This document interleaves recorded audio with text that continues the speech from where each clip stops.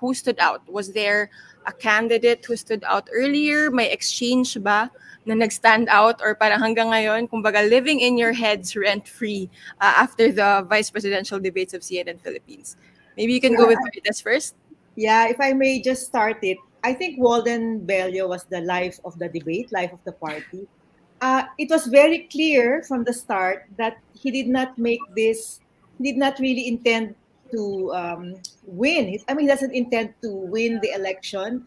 He just wanted to bring out the issues, make the issues sharper, and call out candidates who have been enablers, at least the person of Tito Soto, who he says was an enabler of the Duterte administration.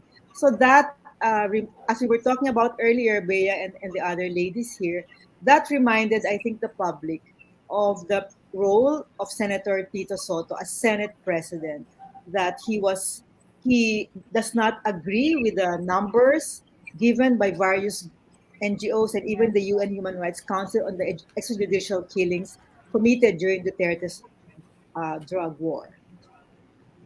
Inday? Yeah, well, the powers of disruption that Walden showed tonight were pretty impressive, you know, and even the host had a little hard time trying to rein him in. But also, it's not just so much that they they're not out to win because they've never said that actually. But I think for Walden and Leody, standard bearer, it's very important for them to bring their platform, the radical worldview out. And certainly Walden did tonight, even as he went to get some element of accountability from Tito Soto. Well, there's also Kiko Pangilinan, but it was mostly really Tito Soto that he was after with. Kumbaga minsan no, may impression na damay na lang si Senator Pangilinan because he's also senator. We'll talk about Walden Bello a little more later on.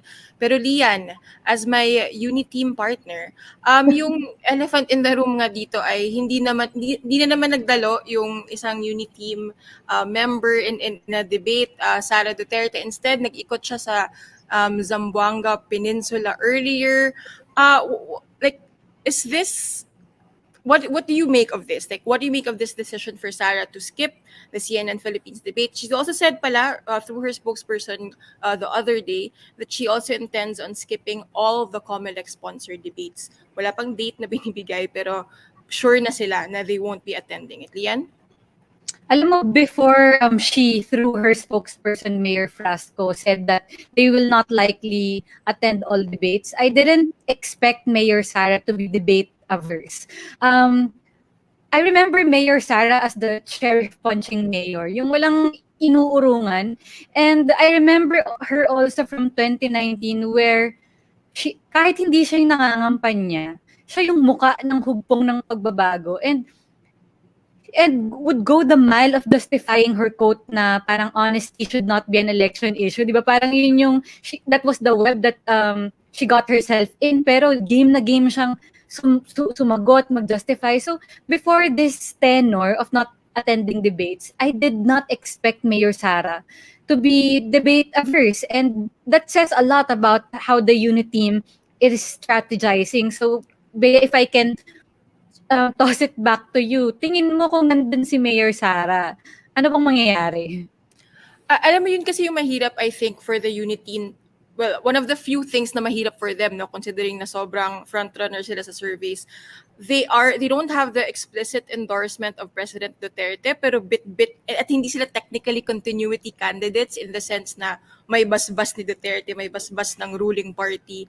PDP Laban still calls itself the ruling party even though wala silang standard bearers in 2022. Pero meron kang ganun, but at the same time, ayaw nilang ma-attach sa baggage of being the continuity candidate, being the admin candidate. If Sara were here, I imagine mapipilit siyang maging continuity candidate with the pitfalls of being a continuity candidate in that. Kaya parang she has to start answering questions about the Duterte policy, the war on drugs, about ICC, di ba? Parang ang dami and even the pandemic response. Parang maybe, I can't claim to know what's going on in her mind or in the minds of her campaign strategists, no? Pero I would imagine they'd want to avoid putting her in that situation wherein she has to answer, kumbaga, for the sins of the Duterte administration. Pero at the same time, when she campaigns, she says na she will continue the gains of the Duterte administration. So parang, kumbaga, she wants her cake and eat it too.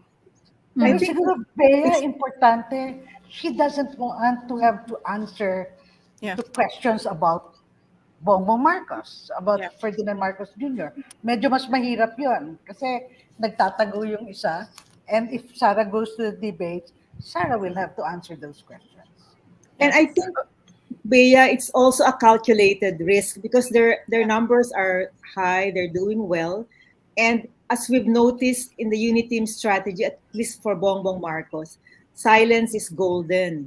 Silence is the way not to, maybe they've seen it doesn't really erode their numbers.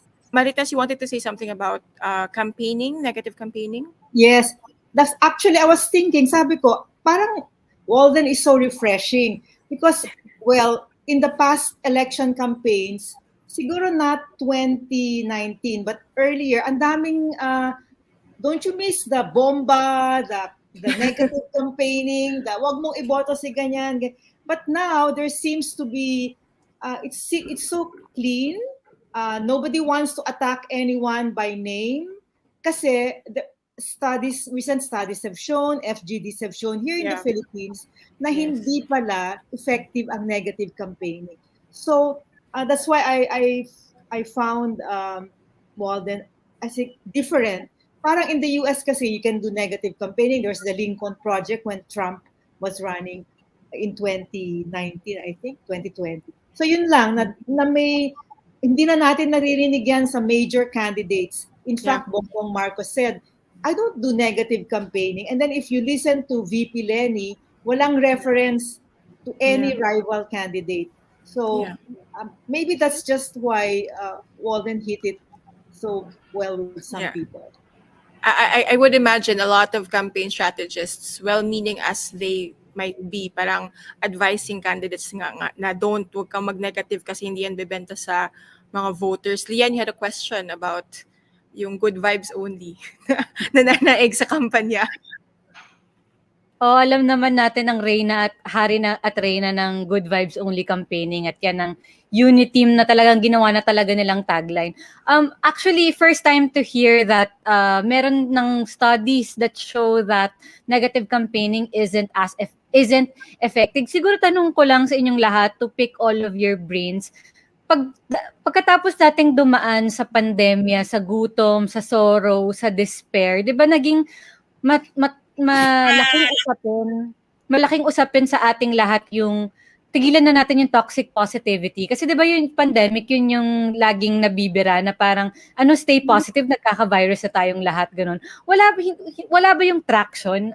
Hindi ba nun kayang basagin yung good vibes only campaigning illusion na gustong gawin ng ibang kampanya, particularly the Uniteam? Does anyone have kasi may thoughts na ako na ganyan. Kasi pinoproblema ko rin yan. At hindi ko pinoproblema, iniisip ko rin yan. Bakit nga ba averse tayo sa... My theory is you can challenge and engage in negative campaigning, but the candidate shouldn't do it. Kailangan maghanap ka ng baka nga kahit hindi spokesperson, kasi kung spokesperson parang extension yun ng kandidato, di ba? Pero maghanap ka ng isang tao na kumbaga attack dog mo yun. Kaya nga uso din yung attack dog sa Philippine politics, no? Pero parang hindi talaga, I think maybe it's also because Filipinos want a leader who inspires. Ayaw nila yung naninira ng kapwa, quote unquote, kasi that's how you can, oversimplify it rather, yung pag-challenge nga ng sa capabilities ng mga kalaban mo. But I don't know, maybe Marites or Inday have sharper insights than I do. I understand that, except there's one elephant in the room. How do we explain Duterte? Yeah. Oh, You know? yeah.